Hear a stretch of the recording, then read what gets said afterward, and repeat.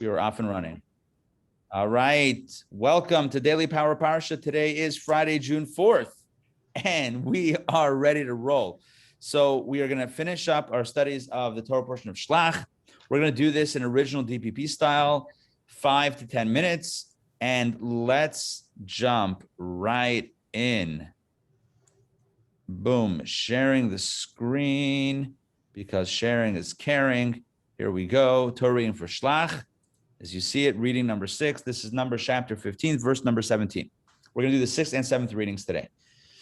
So we begin with a conversation about challah, dough. Not baking what we call challah, but separating challah, which is a gift to the Kohen from dough that is being baked.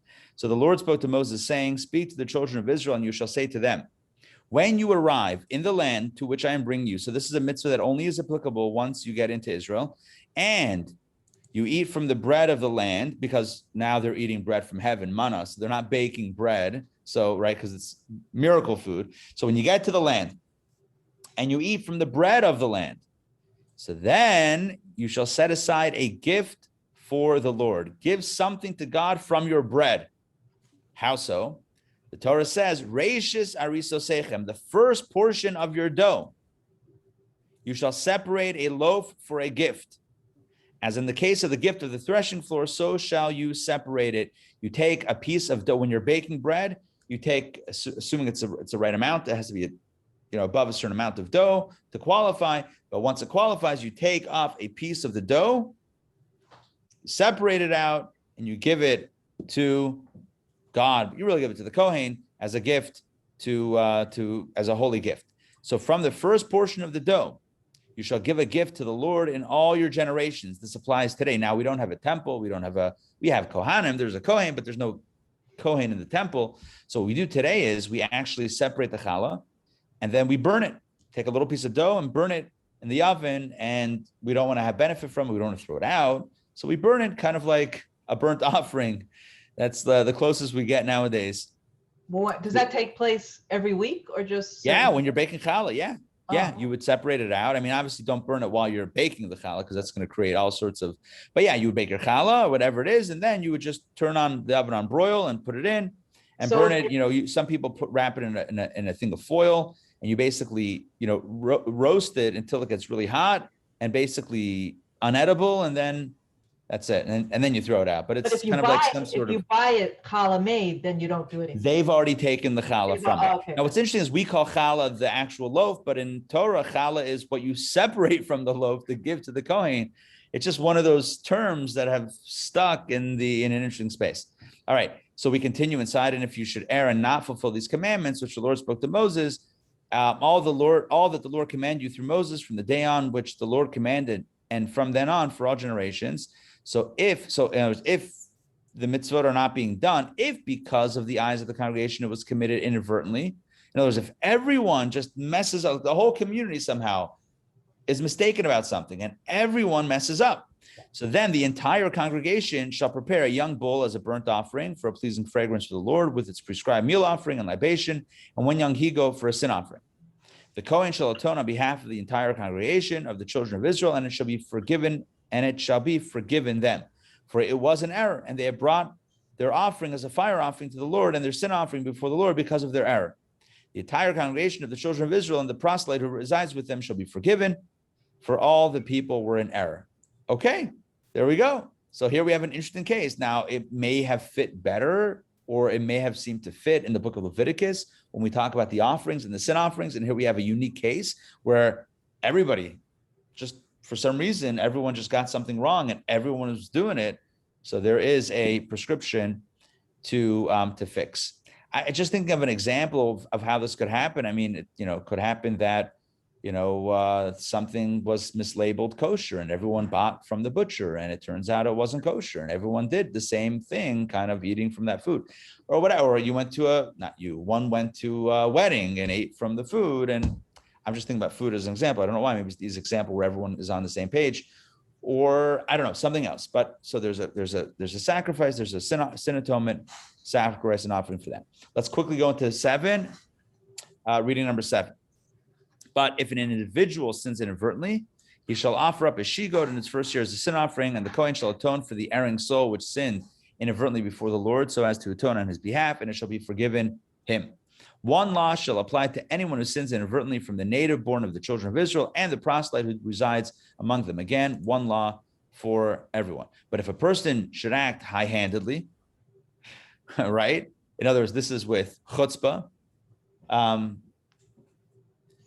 whether he is a native born or a proselyte, he is blaspheming the Lord, and that soul shall be cut off from its people. Here we're talking about a more not inadvertent thing, but something that is more not only intentional, but it seems like it's really trying to provoke. Then it's a more serious action, and an animal sacrifice might not be enough. For he has scorned the word of the Lord and violated his commandment, that soul shall be utterly cut off, for its iniquity is upon it. And of course, this idea of soul being cut off sounds obviously very serious, and it is.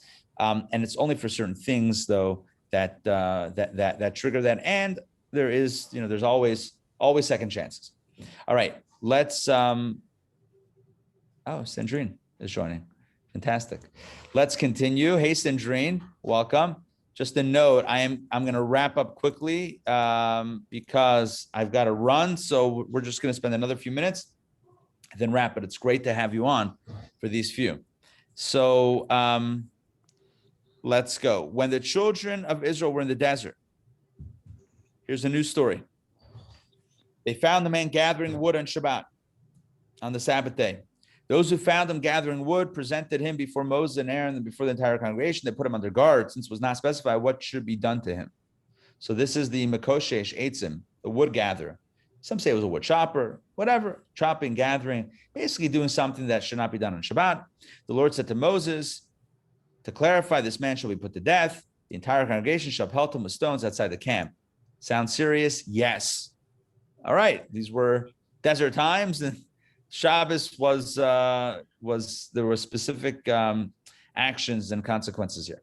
So the entire congregation took him outside the camp, and they pelted him with stones, pelted him to death with stones, as the Lord commanded Moses. There are many commentators explaining the story, which unfortunately I don't have time to get into right now. But let's talk about tzitzis, and we'll end off here. The Lord spoke to Moses, saying, speak to the children of Israel, and you shall say to them, they shall make for themselves fringes on the corners of their garments, right? Tzitzis, fringes on the corners of the garments throughout their generations, and they shall affix a thread of sky blue wool on the fringe of each corner. This shall be fringes for you, and when you see it, so thread of sky blue is the tchelet.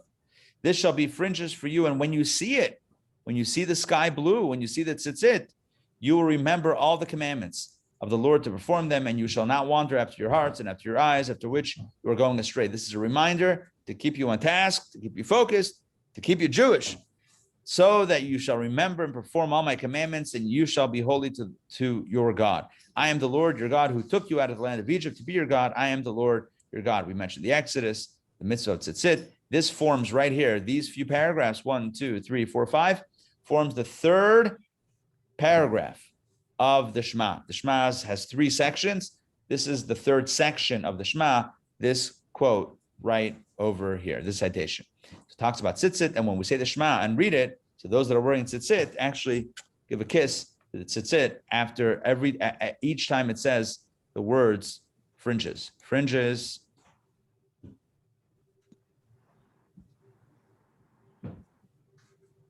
Thread. Oh, sorry, no.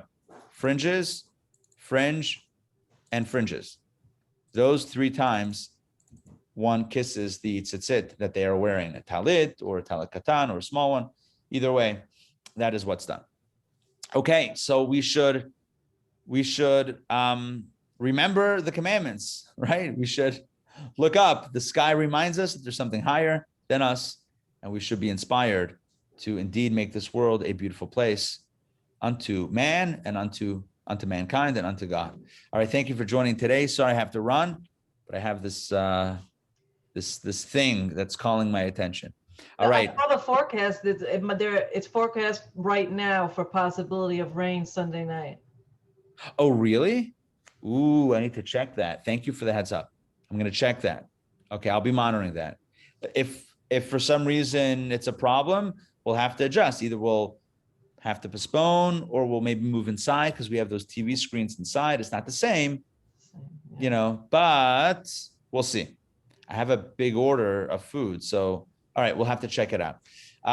Good to see you, Donna, Good to Sandrine. see you. Thank Shabbat you. shalom. We'll see you soon. Take care. Shabbat shalom. Thank you. Bye, everybody. Bye.